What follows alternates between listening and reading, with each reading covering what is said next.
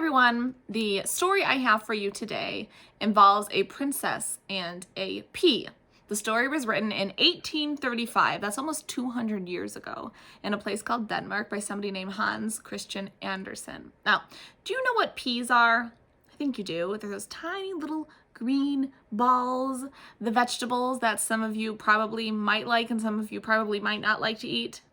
So if you don't know what a pea is, it's a tiny little vegetable about this big, between the space between my two fingers right there. That is a tiny little ball. And when you cook it, it gets squishy. If it's frozen, it's hard, but that's what a pea is like. In this story, the pea is going to help determine who is a real princess. Once upon a time, there was a prince who wanted to marry a princess, but not just any princess. He wanted to marry a real princess, so he traveled all over the world looking for a real princess. He went from kingdom to kingdom, and he met plenty of princesses. Of course, they were all beautiful, talented, graceful, and kind, but never did the prince feel that he had found an absolutely, totally, completely real princess. So, sad and disappointed, he returned home. Back at the castle, his mother, the queen, asked him, "Did you find a princess?" "Oh, I found plenty of princesses," the prince replied, "but I never felt sure that I'd found a real princess."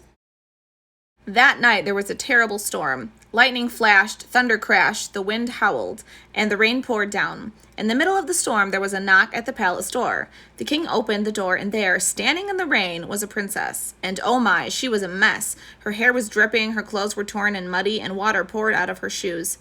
"Who are you?" asked the queen. "I am a princess," she said. "Really, a real princess." "Huh," said the queen, and she thought to herself, "We'll soon see about that." The queen went into a bedroom and took all the sheets and blankets off the bed. Then she put one tiny pea on the bed, and on top of that, she piled 20 mattresses, and on top of those, 20 feather-filled pads. "Here's where you will sleep tonight," she said to the princess. The next morning at the breakfast table, the queen asked the princess, "Did you have a good night's sleep?" "No, not at all," said the princess. "I tossed and turned all night. Something in the bed was so hard and lumpy. Why, I'm bruised, black and blue all over." So she had felt the pea through the 20 mattresses and 20 feather-filled pads. The queen and her sons smiled at each other. Surely only a real princess could be so delicate and sensitive. So the prince married her and felt happy that he had at last found a real princess. And as for the pea, it was placed in a museum where it may still be seen if nobody has taken it. And that, children, is a real story. Well, I certainly have my thoughts on this story, but let's discuss. In the beginning of the story, the prince travels from kingdom to kingdom because he's trying to find a princess.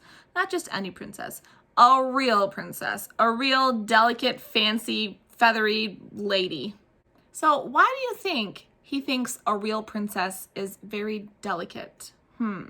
Well, royalty doesn't really do much. Princes, princesses, kings, and queens, they have their servants and their maids and their people that do everything for them. Sometimes they don't even get dressed themselves. So they're not used to doing work, lifting things, doing things, using up their energy. Life is pretty easy for some royal people. So when the prince is going from kingdom to kingdom to try to find the perfect princess, a real princess, he's looking for someone who hasn't really worked, probably doesn't even know how to cook anything, has never really tied her own shoes or made her bed or cleaned up anything. She doesn't seem very strong. She seems very fragile. Then one night, a girl who says she's a princess comes to the castle. She's wet, she's dripping, it rained all over her. The queen decides to put her to a test. So what is that test? To see if she's a real princess. How? By putting something very, very, very tiny under a mattress to see if she feels it. But not just under one mattress. Oh no, 20 mattresses. And then it says 20 feather-filled pads. So could you feel that pea through 20 feather-filled pads and 20 mattresses? Probably not.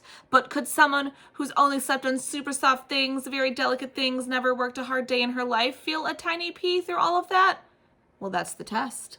If it's a real princess, she's going to feel it and be very uncomfortable.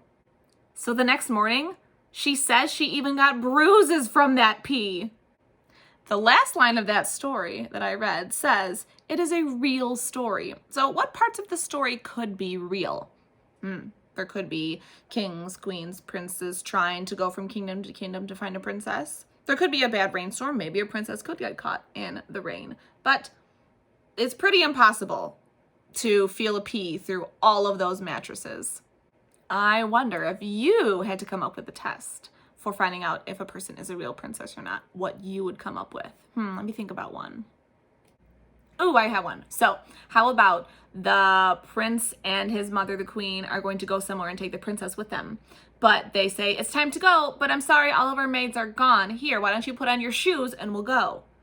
If it's a real princess, she probably will not know how to tie her own shoes because she's had people do it for her whole life.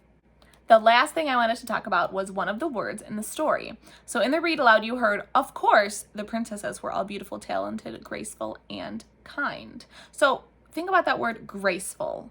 If someone is graceful, she moves or he moves, speaks, or acts in a beautiful way. Have you ever thought about that word graceful? Have you seen anybody that moves in a graceful way or seems graceful?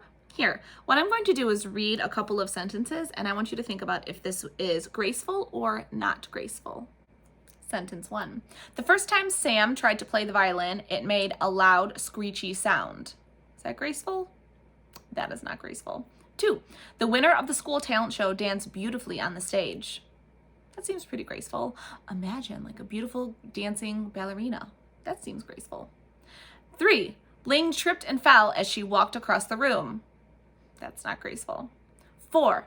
At the swimming pool, Waleed did a perfect back dive into the pool. That seems pretty graceful. 5. The princess sang sweetly as she walked softly through the forest. That is graceful.